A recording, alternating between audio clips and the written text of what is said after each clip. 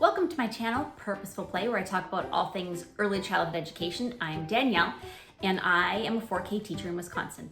And I had this idea when I was recording a different video that I ended up not liking and I didn't share it, of unpopular opinions.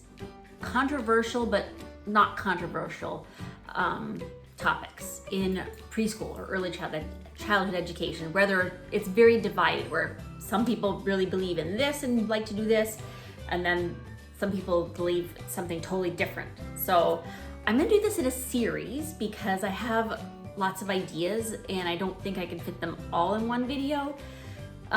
So today we're talking about calendar time. So let's get started.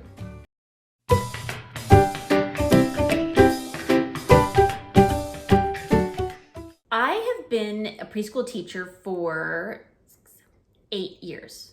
Just finished my 8th year. And it seems a lot longer than that, but yeah, just 8 years.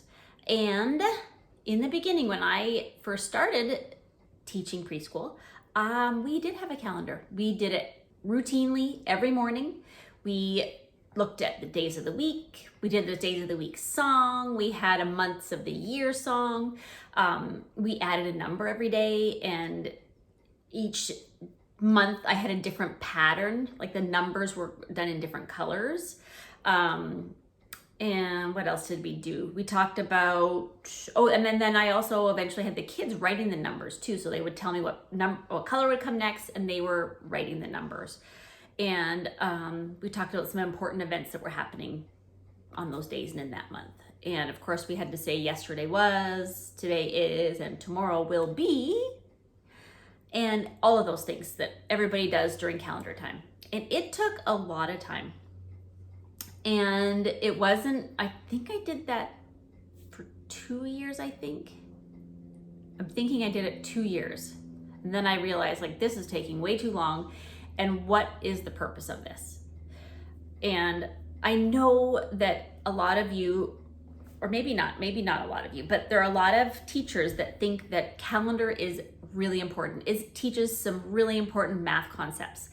And let's see, what are they? Math, the concept of sequencing. It teaches them how to count up to 30 or 31. It teaches them patterns, like I did.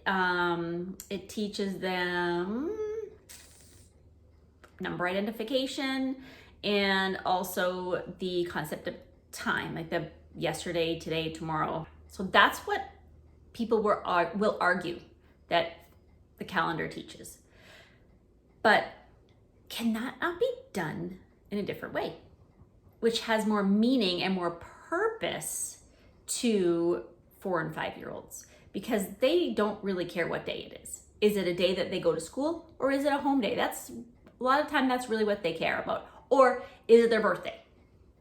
That's what's important to them. There is an article by NACI and the National Association for Educating Young Children, and they suggest, and I guess research has shown that calendar is not developmentally appropriate, and children that are below first grade really don't understand. They don't grasp that concept of time. Look at Sydney right here.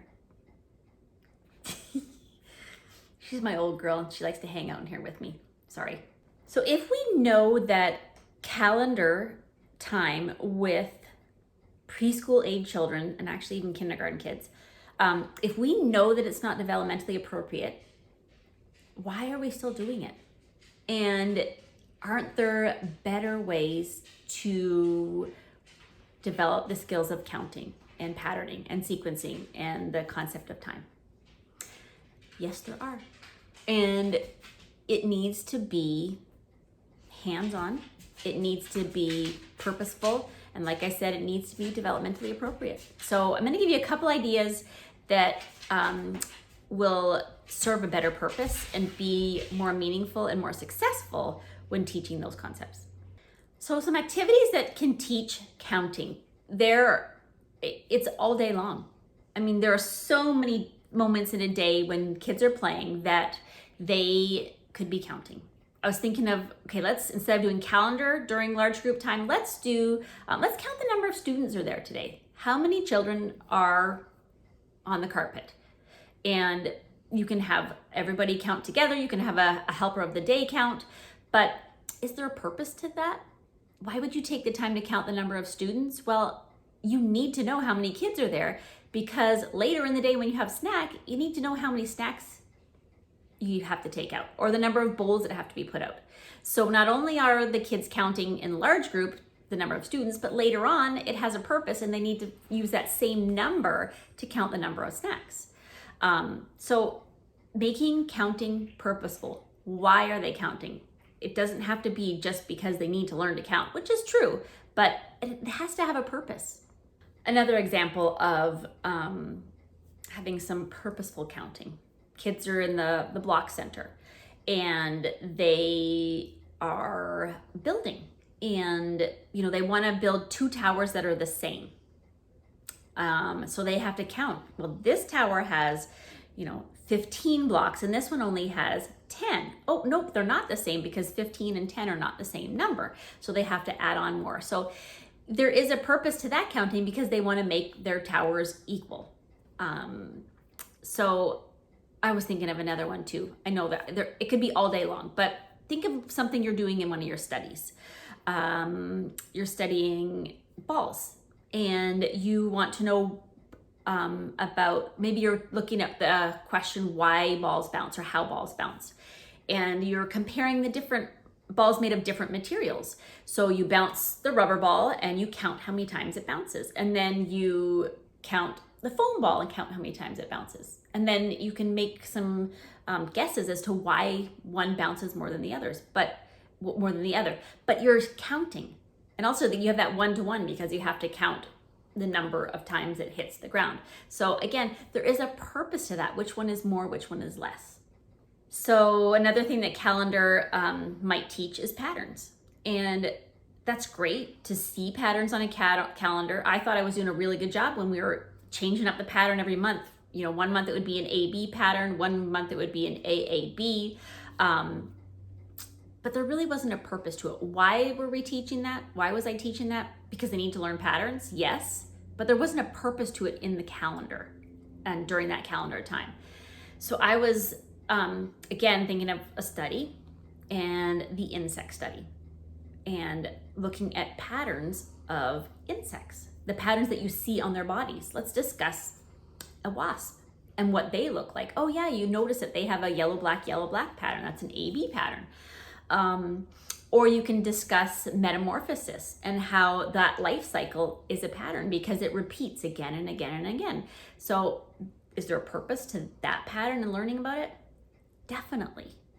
Learning about time, the concept of time. And like I mentioned before, the students that are below first grade really don't understand that concept. But kids 4 and 5-year-olds do remember first this and then that. So the importance of, it's so important to have that visual schedule. What happens in their day, first this, then this, and having that picture of what they're going to do, the order or the sequence of their day. So if they're really hungry and they want to know when snack is, well, they can look at it. Well, right now we're having our choice time, but then after that, after we clean up, then we'll have snack. So they understand that kind of sequencing. So that's something you can teach, teaching them that concept of time through their daily schedule. And you can also teach the concept of sequencing by retelling a story. What happened in the beginning, what happened in the middle, what happened in the end, what happened first, what happened next, what happened last. Kids also understand, they may not understand like yesterday, today, and tomorrow, because sometimes when I remember kids telling me stories about, yeah, yesterday I'm going to, go to my grandma's house, but they're talking about tomorrow, the next day. So they don't understand. They might use that vocabulary, but they don't actually understand it. But they might understand, after you go to sleep, when you wake up, it's going to be your birthday.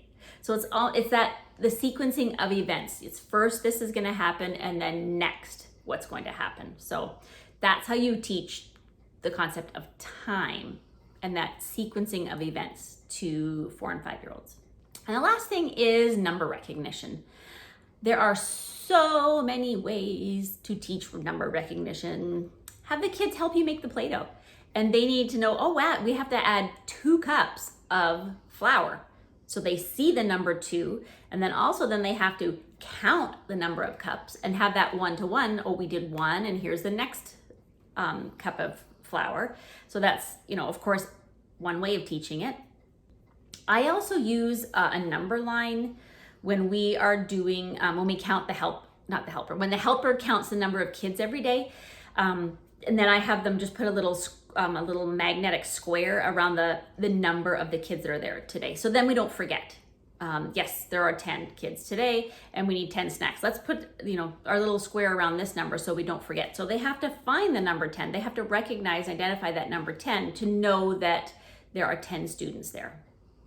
Okay, those are just like a couple of teeny tiny ideas to use instead of doing calendar time. Now, if you go through your day and all of the activities that your kids might be doing, all of the activities that they're playing during choice time, or any of their outside time during snack. I mean, if you look at your schedule, there are so many different opportunities to teach the same or similar concepts that you might be teaching during calendar time. And like I keep saying, in a more meaningful, purposeful, hands-on way, which is how these kids learn best. One thing that some teachers do is a linear calendar. So they have maybe along the bottom of their board the numbers 1 to 30, 1 to 31.